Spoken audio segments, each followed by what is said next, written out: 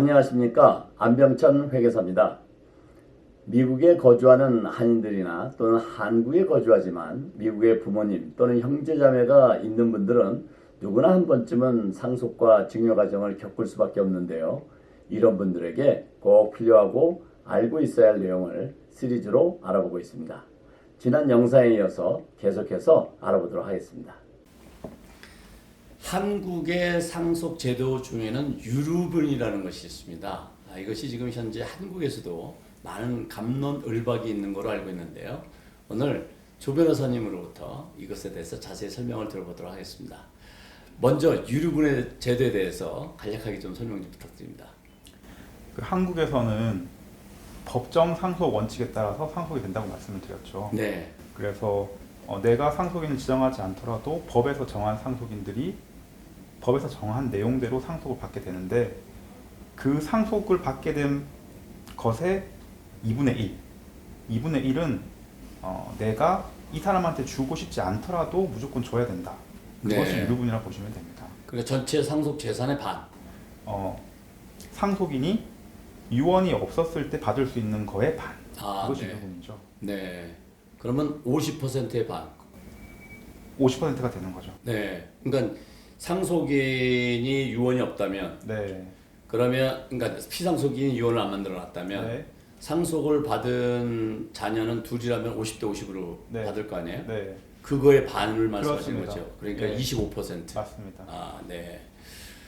그러면 뭐 다른 영상에서도 제가 말씀을 드렸지만, 우리 옛말에 5손가락 깨물어서 안 아픈 손가락이 어디 있냐, 자녀는 다 똑같다, 이제 이런 의미의 우리가 그런 말을 많이 쓰고 있는데, 그 자녀가 이제 2명 복잡하니까, 많으면 이제 복잡하니까 네. 2명이 있다라고 이제 가정을 해서 상속 재산이 총 40억이다. 네.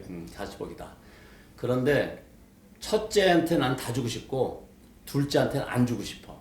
자, 이런 경우 있을 수 있잖아요. 네. 그러면 지금 말씀하신 거에 따르면 안 주고 싶어도 25%는 둘째한테 줘야 되는 거예요. 네. 이 한국법에 따르면. 맞습니다. 네. 그러면 만약에 그럼에도 불구하고 아버님께서 또는 뭐 어머님께서 절대 내 눈에 흙이 들어가도 난 줄 수가 없어. 그러고 돌아가셨어요. 그랬더니 이제 장자가 이건 다 내 거야. 그랬을 경우에 둘째가 취할 수 있는 방법은 뭘까요? 유류분 반환 청구라는 네. 그런 제도가 있습니다. 네. 둘째 입장에서는 지금 상속재산 40억 중에서 자신의 유류분인 25%인 10억, 이거를 달라고 청구를 할 수 있는 거죠. 네. 첫째를 대상으로 나의 유류분을 달라는 유류분 반환 청구를 하고, 네. 응하지 않는다면은 이제 소송까지 할 수 있는 겁니다. 네. 그러면 여기서 또 질문이, 그 두 자녀가 다 미국에 살아. 그러니까 한국에 거주하지 않아요. 네. 그렇게 미국에 사는 시민권자임에도 불구하고 한국의 유류분 이 제도가, 이 법이 그 미국 시민권자들에게도 영향을 주나요? 유류분 제도라는 건 결국은 상속 제도에 속한 제도이거든요. 네. 그런데 저희가 앞서 확인했지 않습니까? 상속의 준거법. 네. 바로 돌아가신 분의 국적이죠. 돌아가신 분이 대한민국 국민이라면은 네. 자녀분들이 해외에 있어도 한국법이 적용되고, 네. 한국법이 적용되는 이상 유류분도 한국법에 따라서 네. 적용이 되는 겁니다. 네. 그러니까 부모님이, 네. 즉 피상속인이 돌아가신 분께서 한국 국적일 때 그렇게 이제 해당이 되는 거고. 그렇습니다. 그런데 이 돌아가신 분이 미국 국적이야. 재산만 한국에 있어요. 이럴 경우는 어떻게 되나요? 그러면은 저희는 그 한국의 국제사법과 미국의 컴플리트로 주법을 확인해야 되는데, 네. 거기에 뭐라고 되어 있냐면은 상속은 돌아가신 분의 국적 혹은 거주지법을 따른다고 되어 있죠. 네. 그런데 한국법에 따라서 확인해 보니까 돌아가신 분이 미국 분이셨지 않습니까? 네. 그러니까 미국 법을 따라야 하는데, 네. 미국 법으로 가봤더니 또 뭐라고 하고 있냐? 미국에서 상속은 부동산 소재지법을 따라라, 이렇게 네. 정해놨거든요. 예. 그러니까 그렇게 정해진 주법이 있는 주에 계신 분이라면은 한국의 상속법이 이 부동산에 대해서는 적용이 되는 거죠. 네. 그 지금 규정은 소송이 일어날 가능성이 상당히 많이 있겠네요. 그러니까 유류분만큼 안 주는 경우가 생겼을 경우에는 예를 들어서 그 모든 재산이 미국에 있다면 그런 게 관계가 없는데 네. 지금 이제 한국에 다 미국에 사는데도 불구하고 재산이 한국에 있었기 때문에 여기서 말하는 우리 재산은 부동산을 얘기를 하는 거죠. 네. 부동산이 있었기 때문에 부동산이 소재하고 있는 국가의 법을 따라야 되니까 이 유류분 제도가 여기에 영향을 준다 이 말씀 아니에요, 그죠? 예. 그러니까 우리 미국에 사시는 분들도 혹시 자녀 중에 좀 불편한 자녀가 있다고 해서 만약 진짜 안 주시고 싶으면은 한국에 재산을 두시면 안 될 것 같습니다.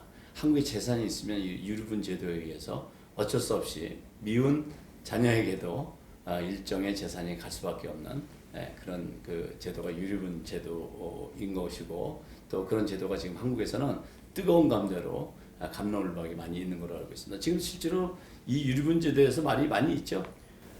최근에 이제 헌법재판소에서 네. 유류분 제도가 정당한 것인가에 대해서 이제 결정을 했습니다. 네. 종전에는 일반 국민들이 헌법재판소에다가 이 제도가 문제가 있습니다라고 주장을 했었지만 이번에는 최초로 이제 법원에 있는 판사님들이 네. 유류분 제도가 정말 맞는지에 대한 판단을 헌법재판소에 구한 케이스입니다. 네.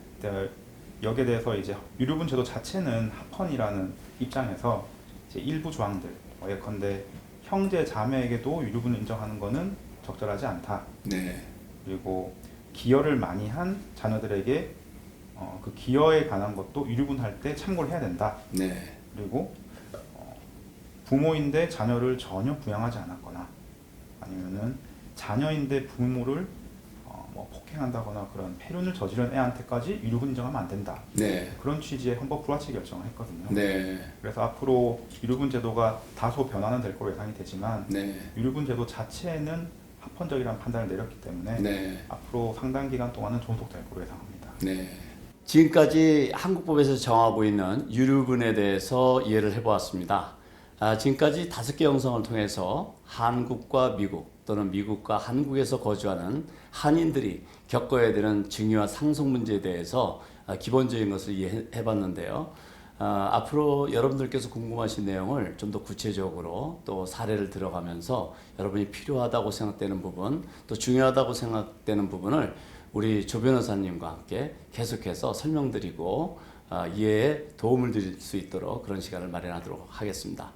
5개 영상 찍느냐고 우리 조 변호사님 너무 수고 많이 해주셨습니다. 그리고 우리 바른 법인에서 이 촬영 이렇게 도와주시는 분들이 많이 수고해 주시고 계신데 대단히 감사합니다. 지금까지 만든 영상이 우리 동포분들께 도움이 되었길 바라고요. 조 변호사님 대단히 감사합니다. 불러주셔서 감사합니다.